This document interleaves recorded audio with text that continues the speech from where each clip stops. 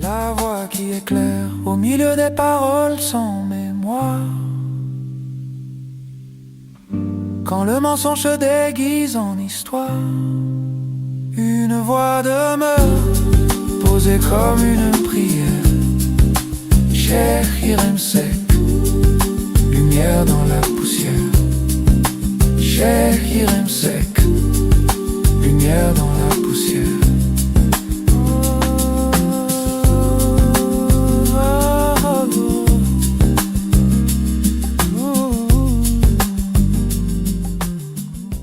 Bonsoir, chers frères et sœurs d'Afrique et de la diaspora afrodescendante. Après mes 2 dernières chroniques intitulées Macky Sall à la conquête de l'ONU et Il faut sauver le Mali, celle d'aujourd'hui s'intéresse à la Guinée et s'intitule Les cafards dans les placards de Doumbouya & Co. Alors que la meute d'insulteurs payés par Mamadi Doumbouya m'attaque suite à la diffusion de ma première chronique, un fait vient cruellement leur rappeler que leurs dénégations sont totalement mensongères. Le 28 avril, fidèles à leur pratique, les malfaiteurs à la tête de la Guinée ont kidnappé Mohamed Kamara, fils d'Ansou Damaro. Âgé de 15 ans et demi, ce collégien a été enlevé avec son camarade El Hadji Cissé alors qu'il revenait de l'école. Les ravisseurs ont imposé à l'enfant d'appeler son père pour lui demander de, je cite, publier une vidéo pour demander pardon auprès de la population et supprimer ses anciennes vidéos. Fin de citation. Non sans indiquer que c'est la seule manière pour son père de le tirer du danger dans lequel il se trouve. Géolocalisé à partir de son téléphone, l'enfant se trouvait à la résidence Bellevue. Qui disait que j'avais menti lorsque je citais dans ma dernière chronique la dite résidence parmi les laboratoires d'opération de la junte? Ai-je menti? Où sont-ce les insulteurs qui ont menti? On se croirait dans un film si ces faits n'étaient pas vécus dans leur chair par les parents des 2 enfants. La veille de cet enlèvement, Ansou Damaro a tenté de m'interviewer sur sa très suivie chaîne Facebook. Le pouvoir de Conakry l'en a empêché en réduisant le débit de connexion des internautes en Guinée. Droit dans ses bottes, le courageux blogueur a clairement indexé l'homme à la manœuvre pour le rap de son fils. Mohamed Roméo Sangaré, chef de la cellule Roméo, organe de renseignement logé à la présidence. Sangaré n'en est pas à son premier forfait. C'est lui qui a infligé le coup ayant causé une hémorragie au général Sadiba Coulibaly. Encore lui qui a kidnappé les activistes Fonike Mengue et Mamadou Biloba en collaboration avec le lieutenant Ibrahima Sori Sano de la gendarmerie.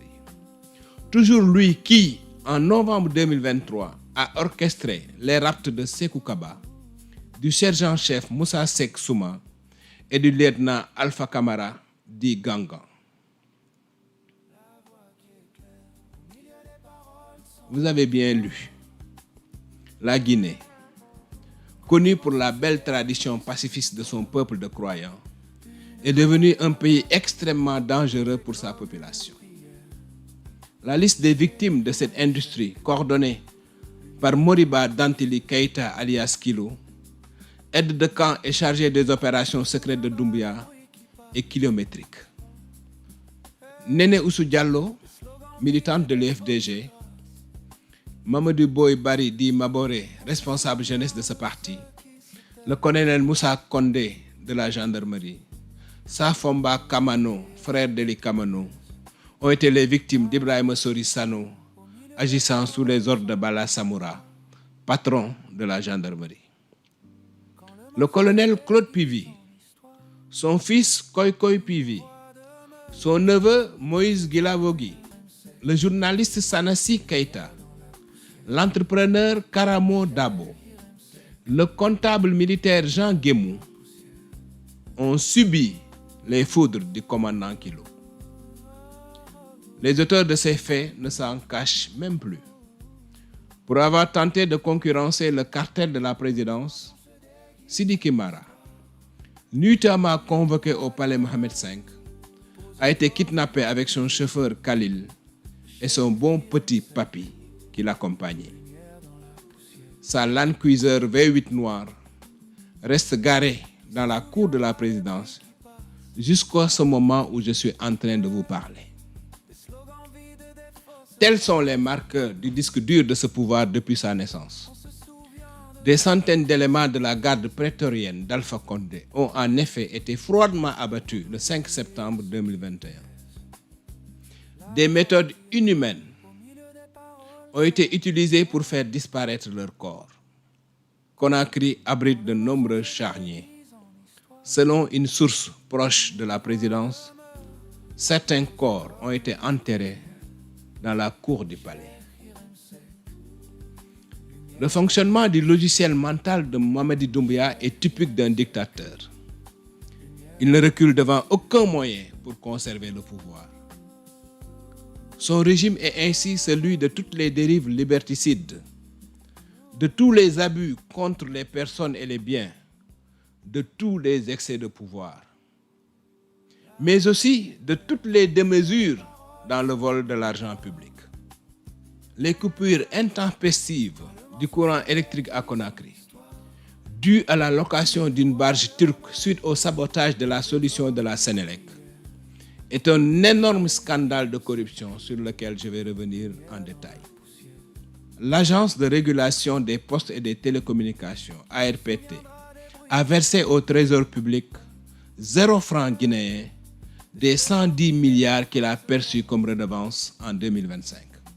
Son directeur, Mamadi Doumbouya, interpellé par le Conseil national de la transition, n'a pas daigné répondre.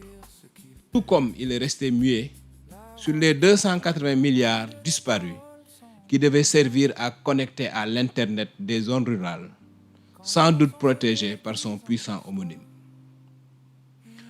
Parmi les proches du président, Bala Samoura, connu par les services occidentaux pour racketter les sociétés minières opérant dans le pays, s'est fait construire à Bessia, non loin de l'aéroport de Conakry, une villa, que dis-je, un bijou architectural à 3 millions d'euros. Ousmane Gawal Diallo, porte-parole du gouvernement, qui a été prompt à me répondre, les moins à s'expliquer sur un scandale de 65 milliards dans le cadre de la rénovation du ministère des Postes et des Télécommunications. En guise de réaction aux documents y afférents publiés par Abdoulatif Diallo, il a tenté de corrompre le dit journaliste pour le faire taire. L'autre répondeur automatique, Mori Condé, ministre de l'Emploi, a volé, par le biais de la vente des domaines publics, une quantité industrielle d'argent qu'il fait blanchir par Tidiane Koïta, le patron des orpailleurs de Guinée. La Guinée de Mamadi Doumbouya est le pays des scandales financiers. Je vais revenir sur les nombreuses malversations dans la gestion de Simandou 2040, ce méga projet de 200 milliards de dollars d'investissement sur 15 ans. Hey Wotang, Jisori Nyahu de, Jisori Nyahu Feu.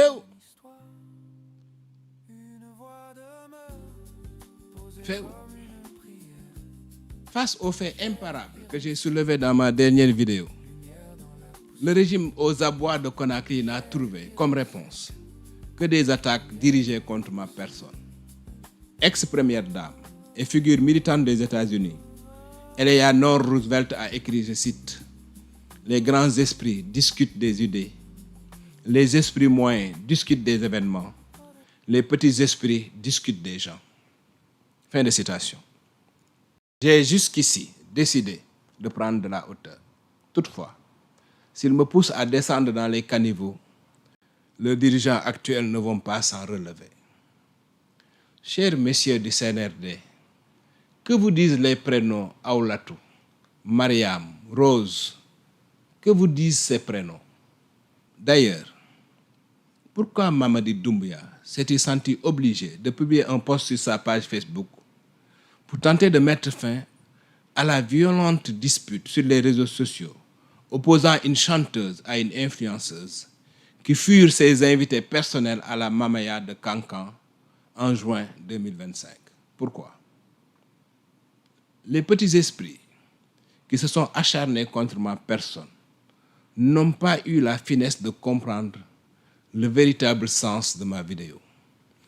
Ma vidéo est un embryon d'acte d'accusation qui a été suivi de la publication d'un rapport d'Amnesty International et qui constitue le premier élément du futur dossier du CNRD devant la Cour pénale internationale. J'avais dit à Moussa Dadis Camara et à Moussa Tchekboro Camara qu'ils allaient être jugés. Ils m'avaient répondu par des insultes personnelles et des accusations de corruption. L'histoire a fini par me donner raison. La voix qui éclaire au milieu des paroles sans mémoire. Quand le mensonge se déguise en histoire, une voix demeure posée comme une prière. Cheikh Irem Sek, lumière dans la poussière. Qui se souviendra des bruits qui passent? Hey, des slogans vides, des fausses grâces.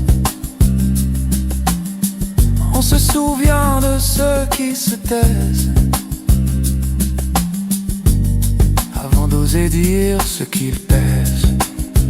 La voix qui éclaire au milieu des paroles sans mémoire. Quand le mensonge se déguise en histoire, une voix demeure posée comme une prière. Cheikh Irem Sek, lumière dans la poussière. Cheikh Irem Sek, lumière dans la poussière.